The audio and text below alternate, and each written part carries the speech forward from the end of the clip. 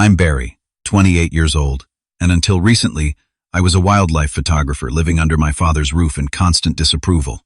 "When are you going to get a real job?" became his daily greeting. Photography was my passion, but to him it was a useless hobby. Then came the ultimatum. "Starting next month, you'll pay to live here." I didn't argue. I simply smiled, packed my car, and drove away without a word. The following week, Mom's frantic text arrived. "The mortgage is due. Where are you?" That's when I realized the truth about our family finances. Before I tell you what happened next, let me know where you're watching from, and hit that like and subscribe button if you've ever had to stand up for your dreams against those who should have supported you the most. Growing up in suburban Minnesota, I was always the kid with a disposable camera in hand. My fascination with wildlife and photography began when I was just 8 years old after my uncle gifted me a National Geographic subscription for my birthday. I would spend hours flipping through those glossy pages, mesmerized by images of lions on the savannah and polar bears traversing Arctic ice. While other kids hung posters of sports stars, my walls were plastered with wildlife photographs I had carefully cut out from magazines. My father, Robert, never understood this obsession.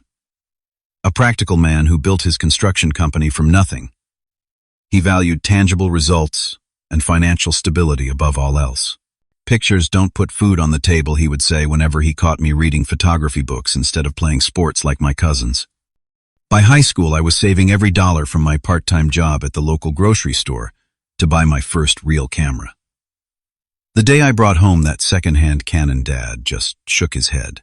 Mom, always the peacekeeper, tried to express interest in my photos, but I could tell she was just trying to balance Dad's disapproval.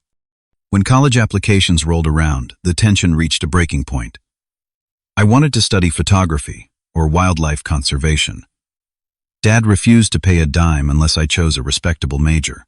So I compromised and enrolled as a business major at State University, secretly adding photography electives each semester. Those classes were the only ones that kept me going through 4 years of accounting principles and marketing strategies that made my soul wither. Graduation day should have been triumphant. Instead, it felt like the beginning of a prison sentence. Dad had already arranged an interview at his friend's accounting firm. The starting salary was impressive. The benefits package generous, the office only 20 minutes from home. Everything a practical graduate could want. I went to the interview, wore the suit, answered all the questions correctly, received the job offer the very next day, and then I declined it. Dad didn't speak to me for 2 weeks after that. Mom tried to explain my decision to him, but her words fell on deaf ears. "He just needs time to figure things out," she would whisper to me when Dad wasn't around. But behind her reassuring smile, I could see the worry in her eyes. Instead of the accounting position, I took a part-time job at a local nature center, which allowed me flexible hours to build my photography portfolio. The pay was barely enough to cover my gas and equipment, but it connected me with local wildlife experts and gave me access to areas normally closed to the public. To appease my father, I agreed to live at home to save money, promising it would be temporary. 6 months tops, I assured him. That was 3 years ago. At first, things were tolerable. I contributed to groceries, did more than my share of chores, and kept my photography equipment confined to my bedroom. Mom would occasionally compliment a particularly good shot, and Dad would grunt non-committally when I mentioned a small publication that had featured my work. What my father never understood was that building a reputation as a wildlife photographer takes time. Each small victory, having a photo published in a local magazine, selling prints at community art fairs, building a modest Instagram following, these were stepping stones to something bigger. To him, they were just evidence of my failure to launch a real career. As months turned into years, the initial tolerance gave way to growing resentment. Dad would make pointed comments about his friends' children who were buying houses or getting promotions. My cousin Trevor, who worked as an investment banker in Chicago, became the gold standard against which I was perpetually measured and found wanting. Meanwhile, I was slowly making progress. A regional wildlife magazine commissioned me for a series on local migratory birds. A conservation nonprofit hired me to document wetland restoration. Small steps, but in the right direction. Each minor success I shared was met with the same response from Dad. "That's nice. How much did it pay?" The numbers never impressed him, and over time I stopped sharing them altogether. Then came the opportunity that I thought would change everything. The National Park Service was looking for photographers to document endangered species across 3 major parks for a conservation awareness campaign. The 6-month contract wouldn't make me rich, but it offered stable income, travel expenses, and most importantly, exposure to the right people in both conservation and photography circles. When I got the email confirming I'd been selected, I nearly broke my desk chair, jumping up in celebration. This was it. The break I'd been waiting for. Something even Dad couldn't dismiss. I printed out the contract, highlighted the compensation package, and waited for him to come home from work, certain that this would finally earn his respect. I couldn't have been more wrong. National Park Service. So now my son is going to be a government employee taking pictures of squirrels. Dad scoffed when I showed him the contract. He didn't even look at the highlighted sections outlining the compensation. They're endangered species, Dad, not squirrels. This is important conservation work, I explained, trying to keep my voice level. Important work pays important money, he countered, tossing the contract back across the table. Trevor just closed a deal that netted him a bonus bigger than your entire contract. This became the new normal in our house. Each morning, Dad would read the business section of the newspaper at breakfast, making sure to comment on stock prices or corporate successes, followed by some variation of "Real jobs create real value, Barry." Sunday, dinners became particularly excruciating. What was once a pleasant family tradition turned into a weekly tribunal of my career choices, especially when my aunt and uncle joined us, bringing news of their son Trevor's latest achievements. Trevor just put a down payment on a lakefront condo, Aunt Patricia would announce, not even trying to hide the comparison. That's what happens when you choose a sensible career path, Dad would respond, looking pointedly at me. Real men don't live with their parents at 28. I'd bite my tongue, remembering that Dad himself had lived with his parents until he was 30, saving money to start his construction business. Somehow, that detail was always conveniently forgotten. Mom would try to change the subject or highlight my recent accomplishments. Barry just had photos published in Northwest Wildlife Quarterly, she'd interject. Uncle Frank would respond with something like, "Is that one of those free magazines they give away at the grocery store?"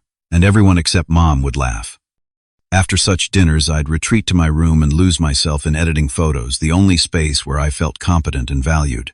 Sometimes I'd calculate my expenses, meticulously tracking every dollar I cost the household, preparing for the inevitable argument where Dad would call me a financial burden. To compensate, I took on more household responsibilities than necessary. I mowed the lawn twice weekly, repaired anything that broke, cleaned the gutters, power washed the deck, and handled all the technology issues that baffled my parents. If I couldn't contribute financially to their satisfaction, at least I could make their lives easier in other ways. But nothing was ever enough. The better I got at photography, the more assignments I secured, the more Dad seemed to resent my presence. It was as if my incremental success in a field he didn't respect threatened him somehow. Mom was caught in the middle.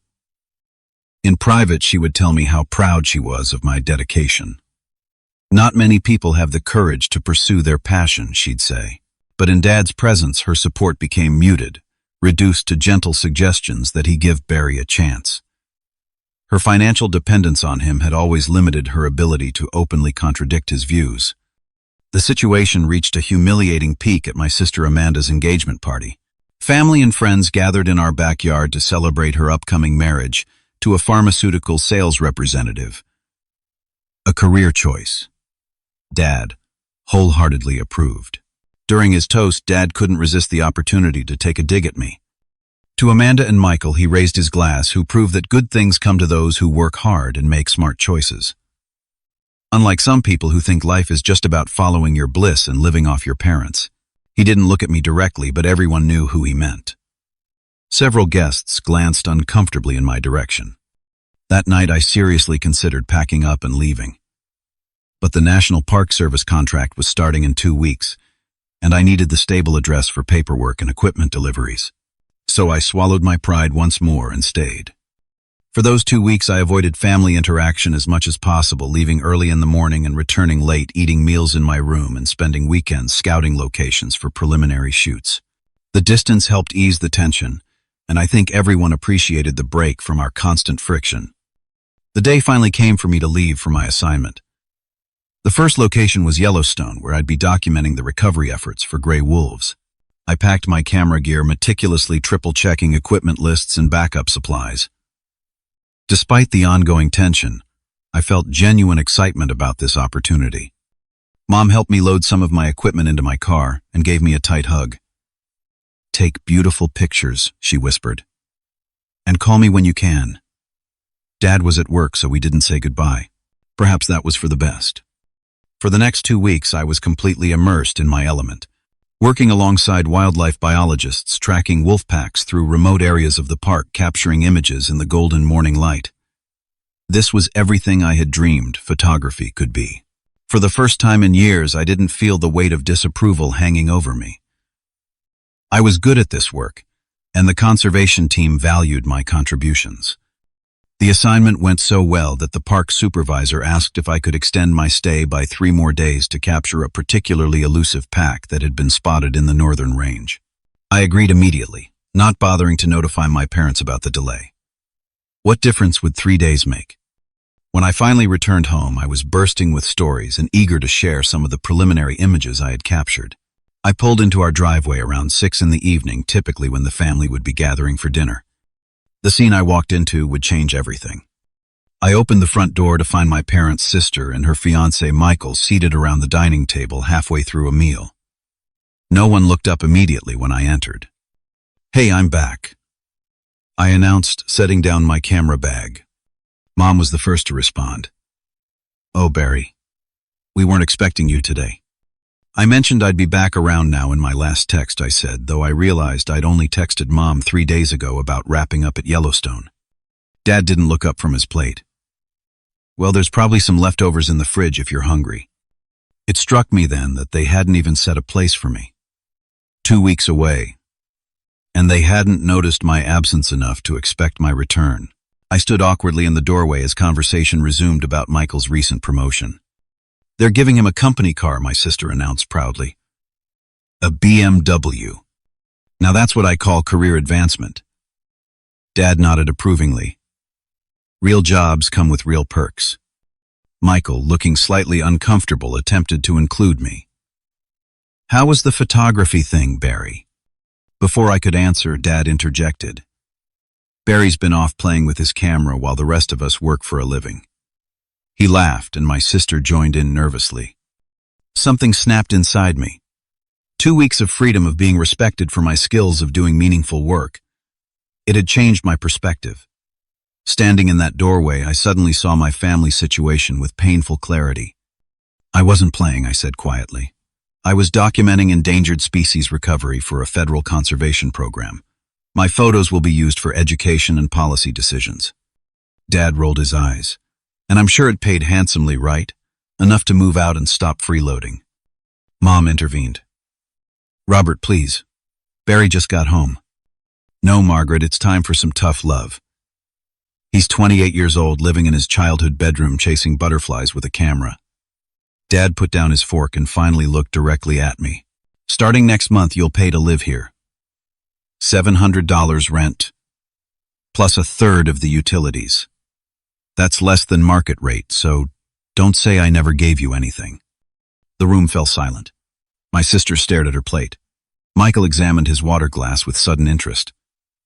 Mom looked back and forth between Dad and me, her expression pained. I should have felt angry, but instead a strange calm washed over me. For years I'd been trying to earn my father's approval, to justify my passion in terms he would understand. In that moment, I realized it was never going to happen. "Okay," I said simply. Dad seemed taken aback by my lack of resistance. "Okay, no arguments about how you can't afford it with your little hobby." "No arguments," I replied, picking up my camera bag. "I'll figure it out." I walked upstairs to my room and closed the door, my mind racing. The National Park Service contract would cover Dad's rent demands, but that wasn't the point. Living here meant subjecting myself to constant belittlement. Was saving money worth the daily erosion of my self-worth?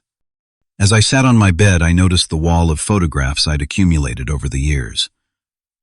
Wildlife shots, Landscapes, a few portraits of friends, tangible evidence of my growth as a photographer. Next to them hung my business degree, the compromise I'd made to please Dad. These two elements of my life had been in conflict for too long. That night I barely slept. By morning my decision was made. I wouldn't be paying rent to live in a house where I wasn't respected. I wouldn't continue this cycle of seeking approval that would never come. It was time to leave, not with drama or confrontation, but with the quiet dignity my work deserved. Over the next day, while everyone was out, I methodically sorted through my belongings. I took only what mattered: my photography equipment, essential clothing, important documents, and a few personal mementos. I left behind the family photos, the business degree, anything that anchored me to the person my father wanted me to be rather than who I actually was. I wrote a brief note: I've decided to move out rather than pay rent. Thank you for everything. No accusations, no explanations, no forwarding address. That evening, as the family watched their favorite TV show in the living room, I made several quiet trips loading my car. No one noticed my movement in and out of the house. When everything was packed, I stood in the doorway of the living room for a moment, watching them laugh at something on screen.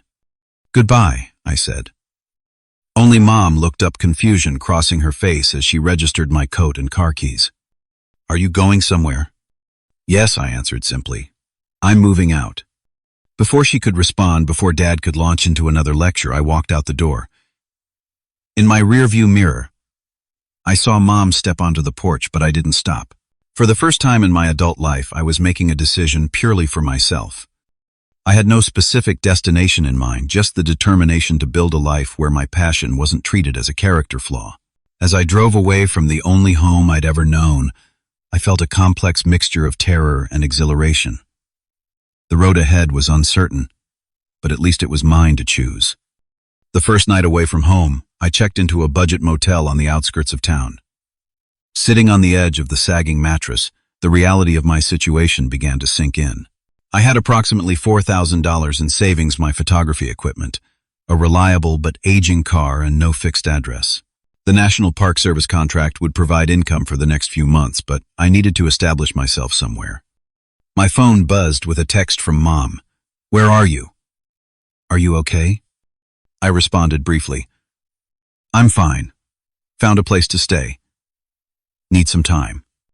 More messages followed throughout the evening, growing increasingly concerned. I answered just enough to assure her I was safe, but provided no details about my location or plans. Dad remained silent. No calls, no texts, not even messages relayed through Mom. His absence spoke volumes. By morning, I had formed a basic plan. I couldn't afford an apartment lease without proof of stable income beyond my current contract, but I had friends who might help temporarily.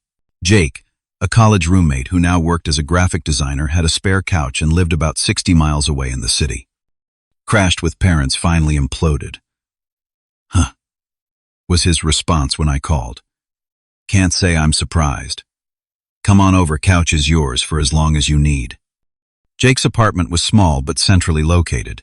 He worked from home most days, so we established a rhythm of sharing the limited space. I would edit photos at the kitchen table while he worked in the living room. When I needed to make professional calls, I'd walk to the nearby park or coffee shop. The challenges of my new situation became apparent quickly. Without a proper office or studio, client meetings had to take place in public spaces. Coffee shops became my primary workstations, requiring minimum purchases to justify occupying a table for hours. Laundry meant trips to the laundromat, adding another expense to my tight budget. Even simple tasks like receiving mail became complicated. I had to use Jake's address temporarily and be careful about updating my official documents. Yet alongside these difficulties came unexpected freedoms. No more defending my career choices at dinner. No more measuring my success against Trevor's financial achievements. No more feeling like an unwelcome guest in my own home. I could work late into the night editing photos without hearing sighs of disapproval from the hallway. I could accept low-paying but portfolio-building assignments without justifying them to anyone. A week into my self-imposed exile, Mom's texts took on a new tone.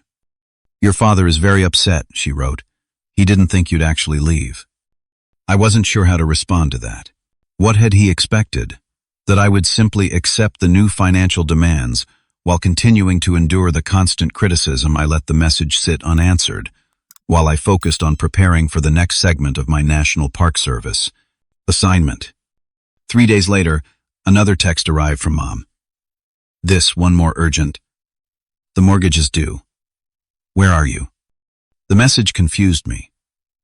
Why would my mother be asking about my whereabouts in relation to their mortgage payment? My parents had owned the house for over 25 years.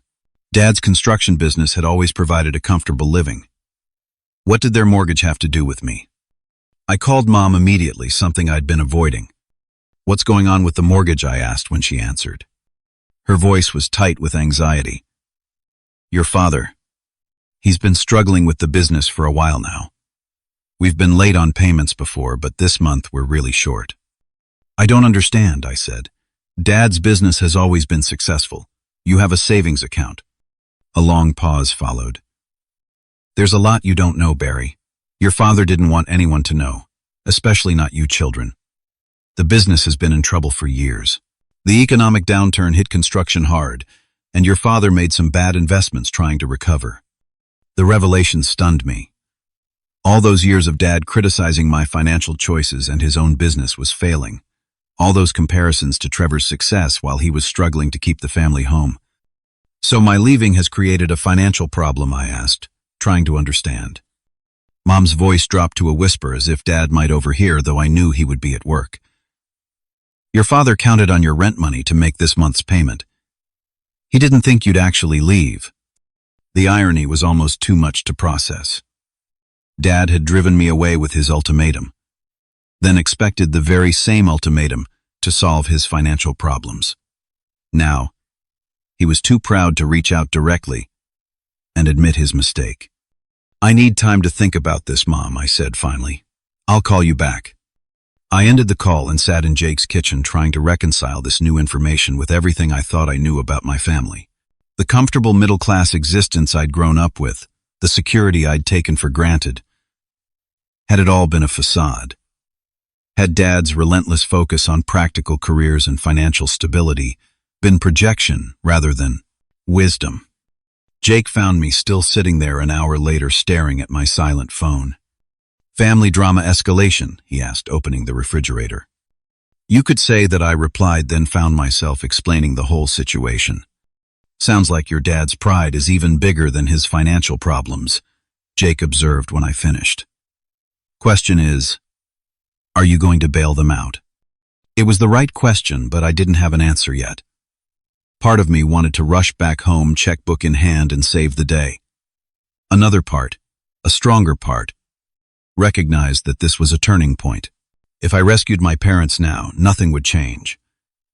Dad would still see me as financially irresponsible. My career would still be dismissed as a hobby.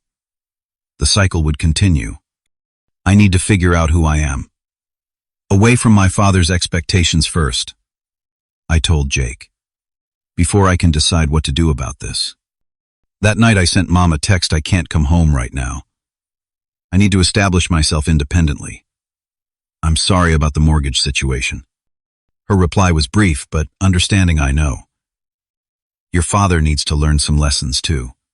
It was the first hint that Mom might see the situation with clearer eyes than I had given her credit for.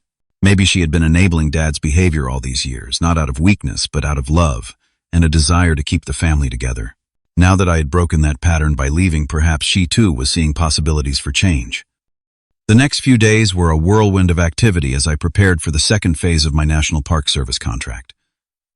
I would be heading to Olympic National Park to document the Roosevelt elk population. The assignment would take me away from the immediate family crisis and give me space to think about my next steps. Before leaving, I made one significant decision. I used a portion of my savings to make a partial payment directly to my parents' mortgage company, enough to prevent any immediate consequences, but not enough to solve the problem entirely. I didn't tell either of my parents about this. It wasn't about recognition. It was about doing what I felt was right while maintaining the boundaries I needed. As I drove west toward Washington State, the physical distance from my family situation brought emotional clarity. The road stretched before me, and for the first time in my adult life, so did my future. Undefined, challenging, but authentically mine. Olympic National Park's ancient forests and rugged coastlines provided the perfect backdrop for introspection. Between dawn shoots of grazing elk herds and evening editing sessions in my small rented cabin, I pieced together the puzzle of my family's finances from years of overheard conversations and cryptic comments. Dad's construction company had boomed in the early 2000s, riding the wave of suburban development. Our family had enjoyed vacations to Florida, a boat at the lake, and the assumption that college would be paid for without student loans. But looking back, I recalled subtle shifts around my sophomore year of college. The boat was sold vacations, became staycations, and discussions about my sister's upcoming college expenses always seemed tense. At the time, Dad had explained these changes as strategic financial decisions and focusing on long-term security. We had no reason to question him. The big house, the newer model cars, the country club membership, all the external markers of success remained intact. Now I understood those markers for what they were, a facade.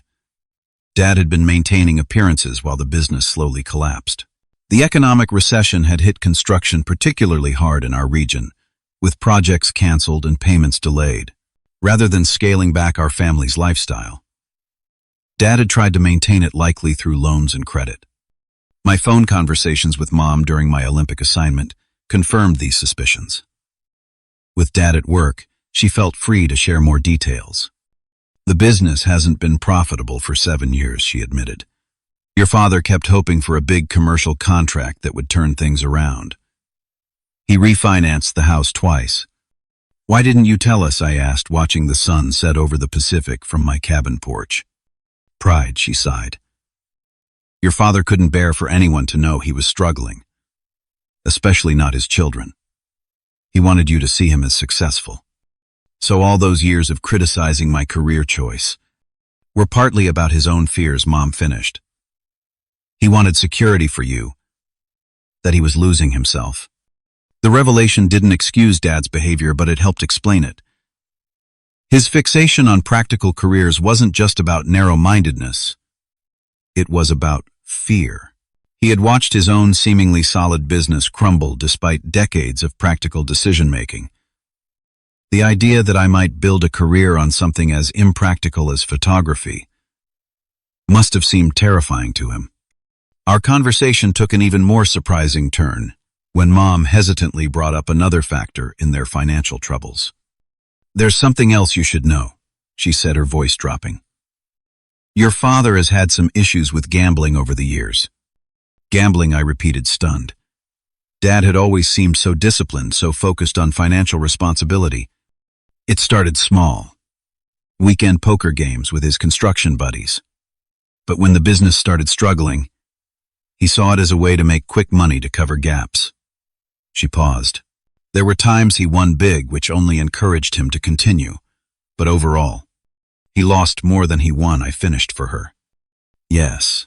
I tried to get him to stop, even suggested counseling, but he always insisted he had it under control. That the next win would fix everything. The image of my father, the man who lectured me about financial responsibility while placing bets he couldn't afford, was difficult to reconcile. All those Sunday afternoons when he was supposedly checking on job sites took on new meaning. Does Amanda know about any of this? I asked, thinking of my sister. No. Your father has been very careful to keep up appearances, especially with her and Michael. He sees Michael's corporate success as validation of his values. And the house, is it really in danger of foreclosure? Mom's sigh carried through the phone. We're 3 months behind now. The bank has sent final notices. Without a significant payment soon, yes, we could lose it. When the weight of this knowledge settled heavily on me. My parents' home, the house I'd grown up in with the treehouse Dad built in the backyard and the height marks penciled on the kitchen door frame, could be lost. Despite everything that had happened, the thought was painful. What are you going to do? I asked. I've started looking for full-time work, Mom said. She had worked part-time at a local florist for years, more for social connection than income. And I've been talking to a financial advisor about our options. Your father doesn't know yet. He doesn't know you're seeking help. No. He's still convinced he can fix this himself. Barry, I know he's been hard on you, but he's a proud man facing the collapse of everything he's built. It's breaking him. After we hung up, I sat watching the stars emerge over the ocean, feeling a complex mix of emotions. Vindication that my father's financial wisdom had been a charade. Anger that his criticism of my choices had come from such a hypocritical place. But also, unexpectedly, compassion. I understood what it meant to have your identity wrapped up in your work, to fear failure, to worry that others might see you as worthless if you didn't succeed. Dad and I were more alike than either of us had realized. The next morning I received a text from a number I didn't recognize. "This is your father. Your mother gave me your new number. We need to talk about your return and the financial arrangements." No apology, no acknowledgement of his own mistakes or financial troubles. Just the assumption that I would return on his terms. I didn't respond immediately. Instead, I focused on capturing the morning light filtering through the old-growth forest, illuminating a herd of elk in the misty clearing. Through my lens, I documented something ancient and enduring. A reminder that some things survive, despite all odds. By the time I returned to my cabin that evening, I had clarity about my next steps. I would not be returning home to rescue my parents from their financial mistakes. Not because I didn't care, but because doing so would solve nothing fundamental about our relationship or Dad's approach to his problems. I texted back a simple response.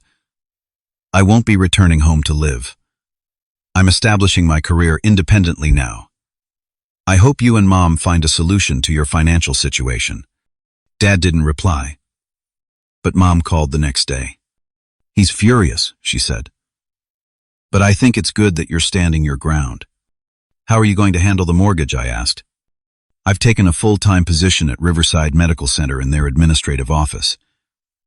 The pay is better than I expected. It won't solve everything immediately, but it's a start." I was surprised. "Does Dad know?" "Yes. He wasn't happy at first.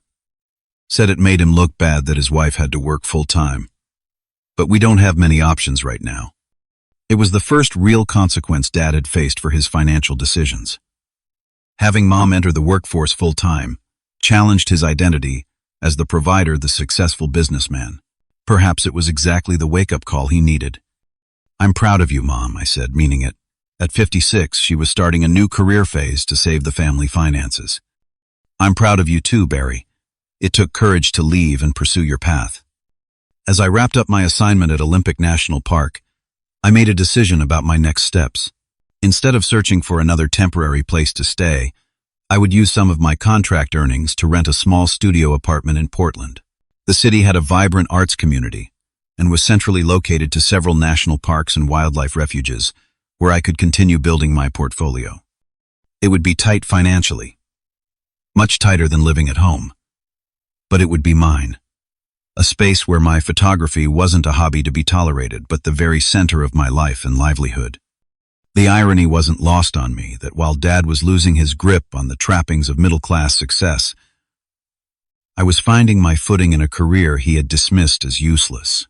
We were moving in opposite directions, yet somehow coming to similar realizations about what truly matters in life. Portland welcomed me with its characteristic blend of urban energy and access to natural beauty. My studio apartment was barely 500 square feet, a far cry from my spacious bedroom at home. But the large windows provided excellent natural light for reviewing photographs, and the building had a small shared workspace in the basement where I could meet clients.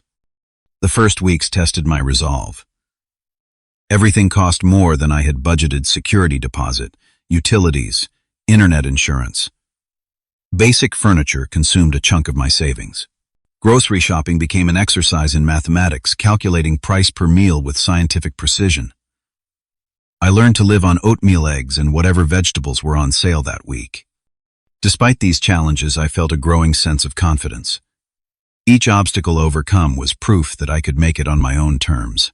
Each bill paid with money earned from my photography reinforced that my useless job could in fact sustain me. I established a disciplined routine.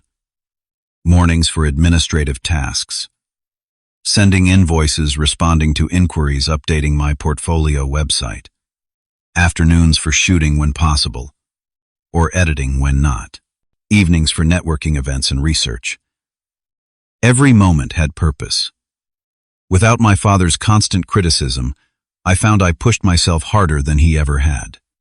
The National Park Service contract provided my financial foundation, but I actively sought additional work product photography for outdoor equipment companies, wildlife images for regional magazines, portrait sessions for extra cash. No job was too small if it paid fairly and built my portfolio or network. Living minimally became not just a necessity but a choice. I sold camera equipment I rarely used, keeping only what served my specific style of photography. My wardrobe shrank to essentials.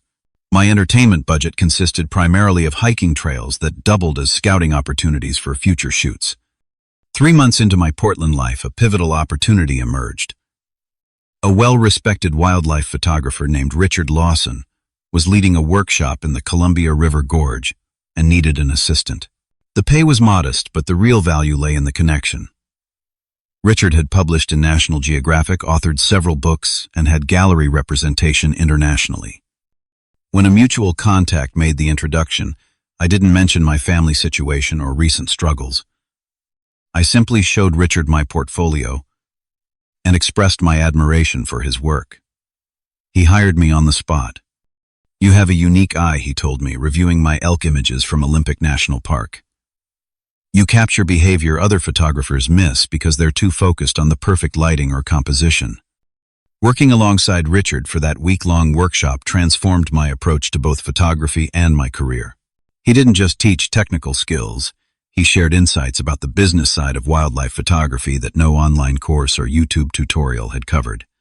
Most photographers fail not because of their images, but because they don't understand how to market themselves, he explained one evening after the workshop participants had returned to their hotels. You need 3 things: a distinctive style that makes your work recognizable, a clear conservation message that gives your images purpose, and relationships with people who can get your work seen. Richard became more than an employer. He became a mentor. After the workshop, he continued to offer guidance, reviewing my portfolio edits, suggesting publications that might be interested in my work, even introducing me to his agent in New York. "You remind me of myself 30 years ago," he said, "except you're better with digital editing and I was better at sleeping in tents." With Richard's encouragement, I developed a more focused conservation narrative around my work, emphasizing the connection between habitat preservation and species survival. This approach resonated with environmental organizations and publications in ways my earlier, more general wildlife photography had not. 6 months after leaving home, I received an email that changed everything. National Geographic was planning a feature on recovery efforts for endangered species in the Pacific Northwest. One of their staff photographers had seen my Roosevelt elk images in a regional conservation publication and forwarded them to the editor. They wanted to purchase usage rights to 3 of my existing photographs and commission me to shoot additional images specifically for the feature. The compensation offered was more than I had earned in the previous 3 months combined. When I called Richard to share the news, he laughed. "I may have mentioned your name to a few people at Nat Geo, but they wouldn't have been interested if your work wasn't exceptional. This is all you, Barry." That night, I allowed myself a rare splurge. Dinner at a proper restaurant, instead of my usual home-cooked rice and vegetables. Sitting alone at a small table, I realized I hadn't spoken to my parents in nearly 2 weeks. Mom and I exchanged occasional texts, and she had mentioned that Dad had finally agreed to financial counseling. But our conversations remained surface level. On impulse, I took a photo of the National Geographic contract and sent it to Mom with the caption, "Some good news to share." Her response came almost immediately. "This is wonderful. Your father is beside me. He says congratulations." It was the first acknowledgement from Dad, however, indirect, that my photography career might have value. A small thing, perhaps, but significant. The National Geographic opportunity led to others. A high-end outdoor clothing company hired me to shoot their catalog against the backdrop of Pacific Northwest landscapes. A renowned conservation nonprofit commissioned a series on threatened salmon habitats. My Instagram following grew exponentially after the National Geographic feature was published, bringing inquiries from galleries interested in selling prints of my work. For the first time since college, I had to turn down projects because my schedule was too full. A problem I had never anticipated when Dad was dismissing photography as a hobby. 9 months after my abrupt departure from home, I moved from my tiny studio to a one-bedroom apartment with a small, dedicated office space. I upgraded some of my camera equipment, invested in professional-grade editing software, and hired a part-time assistant to handle administrative tasks. My useless job had become a thriving business. Throughout this transformation, I maintained limited contact with my family. Mom kept me updated on their situation. Dad's business had finally been sold to a larger construction company, though, for much less than he had hoped. They had restructured their mortgage and kept the house largely thanks to Mom's steady income from her new job. "Your father is different," she told me during one of our infrequent phone calls. "Humbled. He doesn't talk about Trevor's success anymore." "Is he still gambling?" I asked. "No. At least I don't think so. The financial counselor has all our accounts under monitoring now, and Dad agreed to it. That's progress." I was glad for them, but maintained my distance. The wounds from years of dismissal and criticism hadn't fully healed. I needed to continue building my life and career on my terms, without the shadow of Dad's disapproval. Then came an opportunity I couldn't have imagined a year earlier. The Portland Natural History Museum was planning a major exhibition on endangered species of the Pacific Northwest. The curator had seen my National Geographic feature and wanted me as the primary photographer. The exhibition would include 30 large-format prints, an accompanying book, and educational materials for schools. It would run for 6 months, with potential to travel to other museums afterward. The visibility and prestige were exactly what Richard had encouraged me to seek. As I signed the contract in the museum director's office, I remembered Dad's words at Amanda's engagement party. "Good things come to those who work hard and make smart choices." He had been right about the hard work part. Building my photography career had required more discipline and persistence than any corporate job would have. But his definition of smart choices had been too narrow, too conventional, too fearful. The true smart choice had been following my passion despite the obstacles, including his lack of faith in me. The irony was that by leaving home when he demanded rent, I had accelerated my career in ways that might never have happened had I stayed.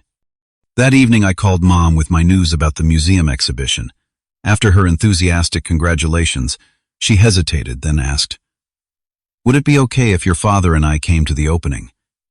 He asks about your work now, you know. I think he's finally beginning to understand." The question caught me off guard.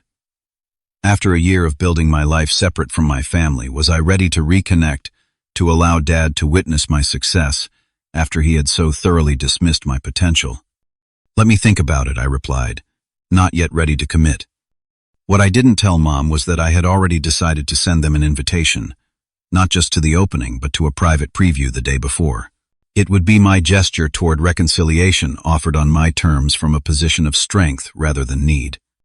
Whether Dad would accept it, whether he could truly acknowledge the validity of my chosen path, that remained to be seen. But for the first time since leaving home, I felt ready for that conversation. The Portland Natural History Museum gleamed under the early evening light as staff made final preparations for tomorrow's exhibition opening. My photographs, now professionally matted, framed, and dramatically lit, transformed the main gallery into a journey through the Pacific Northwest's most vulnerable ecosystems. Seeing my work displayed this way, massive prints that allowed viewers to lose themselves in the details of an elk's eye or the subtle patterns of a salmon's scales, was overwhelming. "The lighting on the Coastal Wolf series is perfect," commented the curator Elena as we walked through the space. "Those shots capture something primal, but also incredibly vulnerable." "That series nearly cost me my camera," I replied, remembering the rain-soaked days tracking the pack along remote beaches. "Worth it, though." Elena checked her watch. "Your guests should be arriving soon. The private viewing room is ready whenever you are." I had arranged for my parents to view the exhibition in a smaller gallery adjacent to the main space. The privacy would allow for whatever reunion might unfold without an audience. Though I had invited them both, I wasn't certain Dad would actually come. Our last direct communication had been the day I left home over a year ago. At precisely 6, Mom texted, "We're here. Parking now." My stomach tightened as I positioned myself near the museum's staff entrance where they would be admitted. When the door opened, Mom entered first looking elegant in a blue dress I'd never seen before. Behind her, more hesitantly, came Dad. The year had aged him. His hair showed more gray, his posture less commanding than I remembered. He wore a suit that hung slightly loose on his frame, suggesting weight loss. But what struck me most was his expression. A nervousness I had never associated with my confident, opinionated father. Mom rushed forward to embrace me. "Barry, we're so proud of you." Over her shoulder, I watched Dad take in the museum surroundings, his eyes widening at a promotional banner featuring one of my photographs. He approached slowly after Mom stepped back. "Son," he said, extending his hand formally. I took it, noting the familiar calluses from years of construction work. "Thanks for coming, Dad."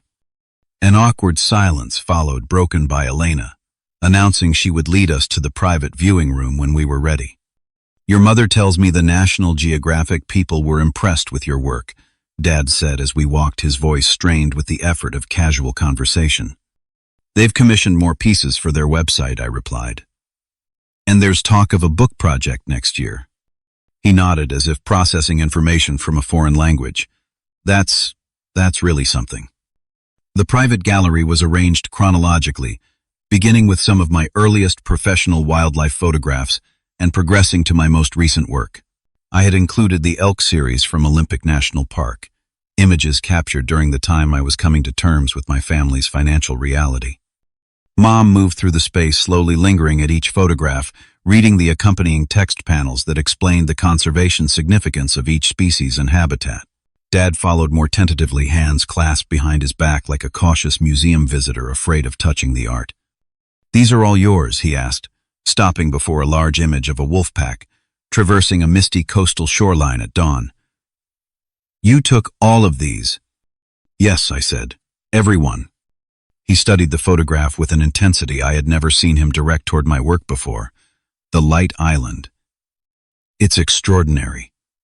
How did you know when to capture this exact moment?" "I spent 3 days tracking that pack along that stretch of coastline," I explained. "Slept in a tent on the beach to be ready before dawn. The wolves came through that spot each morning, but the fog and light conditions were only right on the 3rd day." Something shifted in Dad's expression. A realization, perhaps, of the dedication my work required. 3 days. For one photograph. For the right photograph, yes. We continued through the exhibition, the initial awkwardness gradually easing as I explained the stories behind various images. Mom asked questions about the animals and conservation efforts. Dad remained quieter, but engaged, studying each photograph with growing interest. Near the end of the display was a section dedicated to species recovery success stories, including the peregrine falcon's return from the brink of extinction. Dad stopped at a particularly dramatic image of a falcon in a power dive wings, tucked the bird transformed into a sleek missile against a blue sky. "This one," he said quietly. "This one, Island." Perfect. It was the first unqualified praise he had ever given my photography. "That shot took nearly a month of attempts," I told him. "Peregrines move faster than almost any other animal on Earth." Capturing that moment was like trying to photograph lightning. He turned to face me directly. "I was wrong, Barry." The words hung in the air between us. Mom, sensing a moment that needed space, moved discreetly to the far end of the gallery. "I was wrong about your photography." Dad continued, his voice rough with emotion. "I was wrong to call it useless. This work," he gestured at the surrounding images, "this is important, and you're clearly very good at it." I had imagined this moment during lonely nights in my Portland apartment, my father finally acknowledging the validity of my chosen path. In my imagination, I had savored his admission, perhaps even made him elaborate on all the ways he had been wrong. The reality was different. His simple statement, delivered with genuine remorse, needed no embellishment. "Thank you," I said. "That means a lot." He glanced down at his hands, then back at me. Your mother tells me you know about our financial problems. About my gambling issues. Yes. Then you understand why I pushed you toward more stable careers. I was trying to protect you from what I was going through. He shook his head. Not that it excuses how I treated you.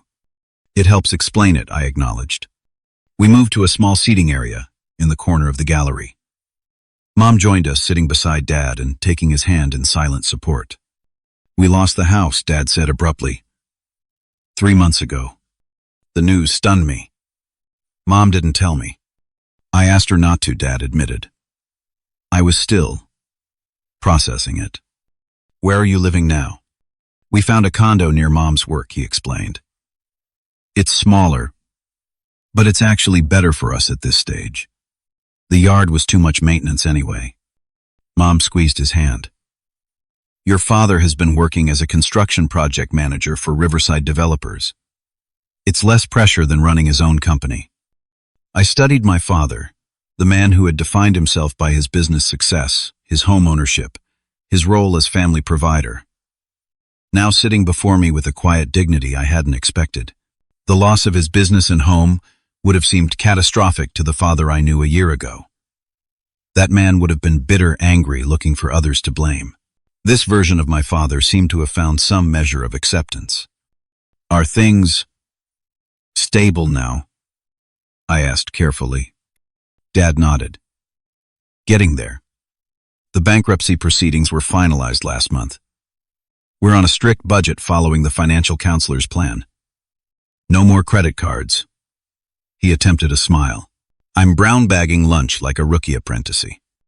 The vulnerability in his admission moved me. We had both been stripped of our former identities over the past year. He, as the successful businessman, me as the dutiful son living under his roof. And we had both rebuilt ourselves from that foundation. I'm sorry about the house, I said sincerely. It was just a building, Dad replied, though his expression suggested he was still convincing himself of this. What matters is that your mother and I are okay, and apparently so are you. Better than okay, I confirmed. This exhibition is opening doors I couldn't have imagined a year ago. A comfortable silence settled between us. Not the loaded, tense silences of our past interactions, but something gentler. The quiet of people who no longer feel compelled to fill every moment with words. Eventually, Dad spoke again. I keep thinking about the day you left.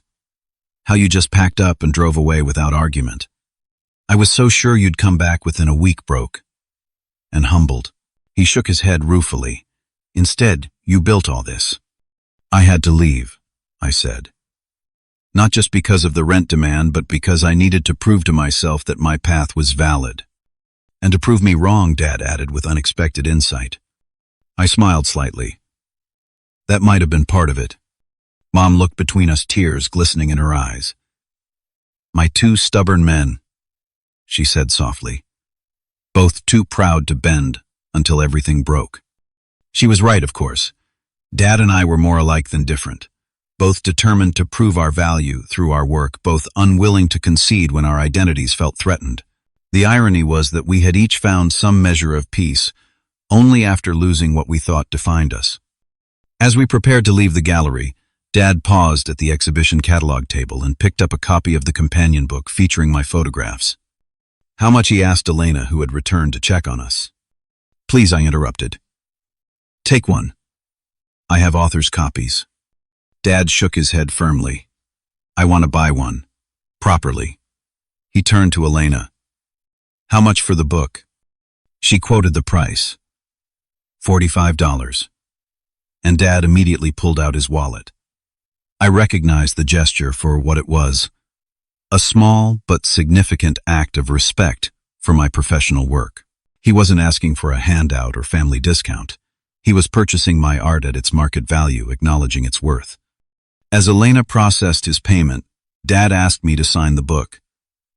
I opened to the title page and paused pen, hovering over the paper, suddenly unsure what to write. All the complex emotions of our relationship, the hurt, the recent healing, The cautious hope for our future seemed impossible to capture in a brief inscription. Finally, I wrote simply, "To Dad, thank you for teaching me the value of persistence. Love, Barry." He read the words and nodded once, a gesture that conveyed more than any verbal response could have. Outside the museum, as we prepared to part ways, Dad asked hesitantly, "Will you come for dinner sometime? See the new place?" I'd like that I said, meaning it. Mom hugged me tightly. "We're so proud of you, Barry. Both of us." As I watched them walk to their car, not the luxury SUV of my childhood, but a modest sedan, I reflected on the strange path that had brought us all here. Dad's ultimatum, intended to force me into his version of responsibility, had instead catalyzed both our journeys toward authentic success. His financial collapse had stripped away the materialism that clouded his values. My departure had forced me to prove my career's viability, not just to him, but to myself. We had both lost what we thought we needed, only to find what actually mattered.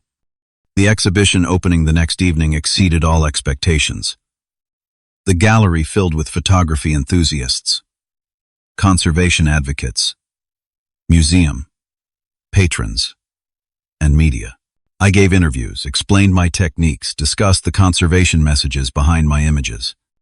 Through it all, I noticed my parents circulating proudly among the crowds, Mom introducing herself to strangers as Barry's mother with unconcealed joy, Dad standing tall beside my most acclaimed photographs, as if absorbing their significance anew. When the evening wound down, the museum director raised a toast to the exhibition's success and my contribution to wildlife conservation awareness. As applause filled the gallery, I caught Dad's eye across the room. He nodded once, a gesture of profound respect between equals. That nod contained everything we had never been able to say to each other: his acknowledgement of my success, my recognition of his journey toward humility, our mutual understanding that sometimes the most painful ruptures create space for necessary growth. I had left home thinking I needed to escape my father's judgment. In reality, we had both needed to lose our carefully constructed identities to find more authentic versions of ourselves. His useless job comment and ultimatum, painful as they were at the time, had been the breaking point that allowed us both to rebuild.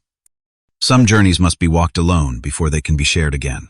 Dad and I had taken our separate paths through loss and rediscovery, only to find ourselves meeting again as changed men capable of seeing each other clearly for perhaps the first time.